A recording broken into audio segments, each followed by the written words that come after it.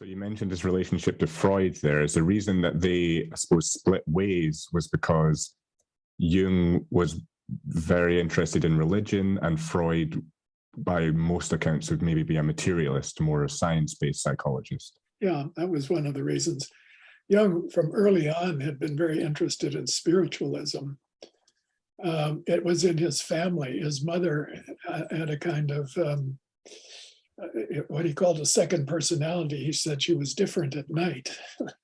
And she was, and her father communicated with the dead. His first wife died, and when he married the second one, he continued having conversations with the first one because I guess she gave him better recipes than the second one could offer. Anyway, on Wednesday afternoons, he would speak to the spirit of his dead wife. And Jung had a cousin named Helene Preiswerk, who as a teenager had a mediumistic gift. She could go into a trance, and they would hold these trances in Jung's home. His mother set up the room, they pulled the curtains, sat around a table, and the table would levitate a bit, and she would begin speaking in other voices, mostly the voices of their ancestors, their grandfather, great-grandfather. And Jung was he was in college at this time, the university, and he was very impressed by his cousin, what she could do. And in fact, he wrote his doctoral thesis about her seances. And this interest in spiritualism in another world was with him since childhood. If you read his quotes autobiography, it's not actually an autobiography, but it's a work that he put together with his secretary named Anila Yaffe, who was I think a literary genius to create this wonderful work out of his conversations with her. He talks a lot about his early experiences with dreams, with visions, with what he called personality number 2. And when he was with Freud one time, they were sitting in Freud's office, and suddenly there was a loud bang from like the wood cracked in one of the bookcases. And Freud was shocked by that. And Jung said, "Oh, there's going to be another one in a few seconds. Just wait. I can feel it in my stomach. I know how this happens." And lo and behold, it did. And Jung gave it a name. That's I forget what he called it, but it was a special kind of, spiritualistic phenomenon. And Freud was very put off by this. And Jung was put off by Freud's reaction to it. And so they had these differences around spirituality, I would say, not so much religion. It wasn't that Jung was religious in a traditional sense, going to church. And I don't think he went to church after he became an adult, except to go to weddings or something like that, but he was not a churchgoer. And nor was Freud. Freud belonged to the B'nai B'rith, a Jewish organization, but he didn't belong to a synagogue. He didn't consider himself a religious Jew in any sense. His grandfather had been, Freud's grandfather had been, like Jung's grandfather had been, a Christian minister. So they had religious backgrounds. Neither one of them was religious, but Jung had this spiritual connection that Freud, if he had it, what he called oceanic feeling. He says, "I don't have that oceanic feeling," but there are stories about him that indicate he may have had some of it. He may have had some connection to those objects that he collected and put on his desk, those icons and small representations of the gods, Egyptian and Greek and so on.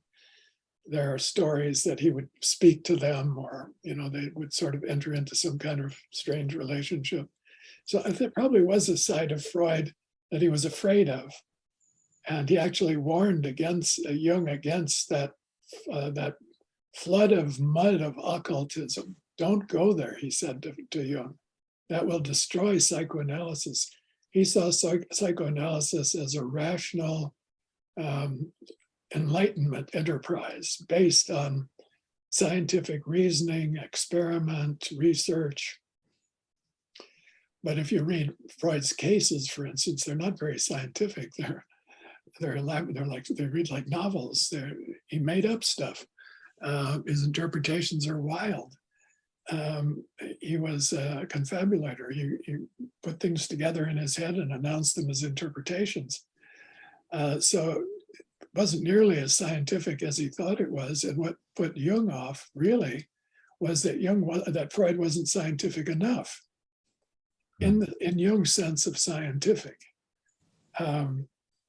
Jung defined what he meant by scientific. He said it's based on empirical research and experience and thinking about it. So we can think about mediumistic phenomena, about spiritualistic phenomena, about ghosts, about spirits.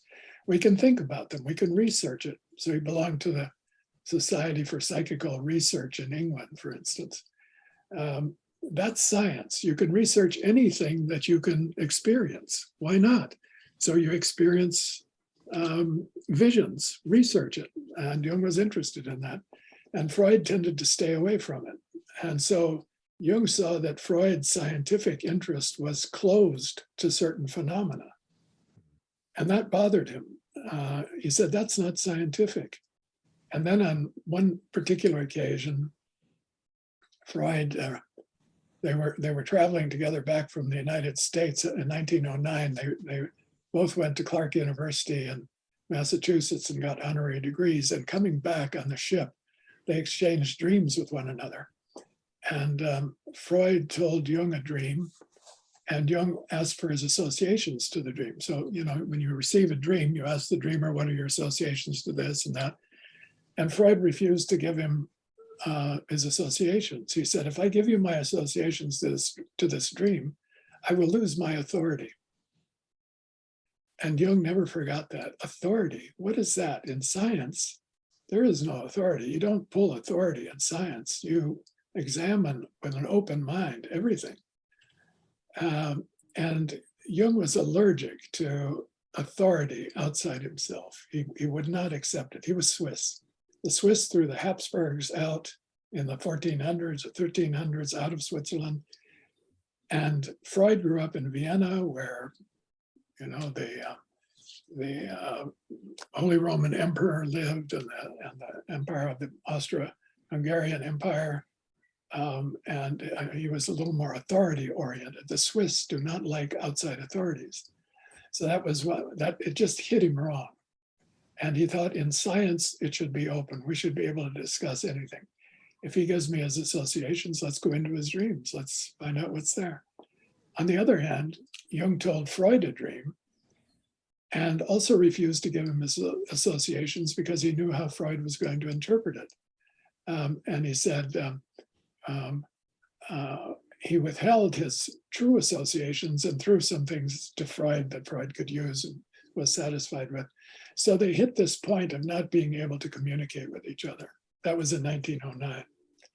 That wasn't the end of the story by a long distance, really, but it struck a nerve. And after that, Jung started thinking his own thoughts, going his own way, and he wrote a book in 1912 in which he revised some Freudian theories, particularly the theory of incest, the incest wish. Freud said the incest wish is a wish to have sex with your mother if you're a little boy, okay? And Jung said the incest wish is a wish for childhood. It's not particularly sexual. So Jung was about desexualizing what Freud called libido. Jung called it psychic interest. And Jung said there's more to libido than just sexuality. And that was really their theoretical difference, that Freud put so much emphasis on sexuality, and Jung could accept sexuality to a certain point, but he said schizophrenia, for instance, which he treated at the clinic, is not caused by a repression of sexuality.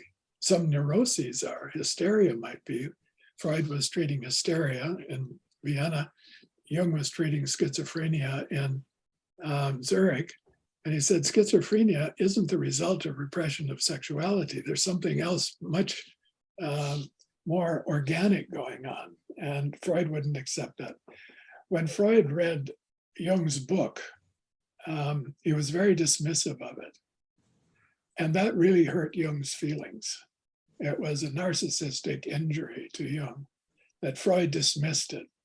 Freud said, oh, there's nothing in this book that hasn't been said already. It isn't up to the standards of psychoanalysis.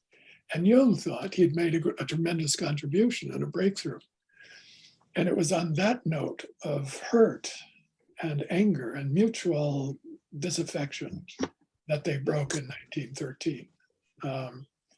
And it was very painful for Jung to leave Freud because Freud had been Jung said Freud was the first genius he'd ever met.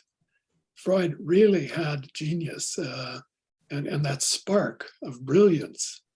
When he was speaking or in his presence, you would just feel it around him. And Jung recognized that, and he admired Freud tremendously for that. And so when he lost Freud, he not only lost a father figure, but he lost a guide, an intellectual guide, a star that would guide him. So he had to find his own way. And that began what we call his Red Book experience. And it's when he took a deep dive into his own inner life and explored his inner world and found an inner teacher to replace Freud. The inner teacher was named Philemon.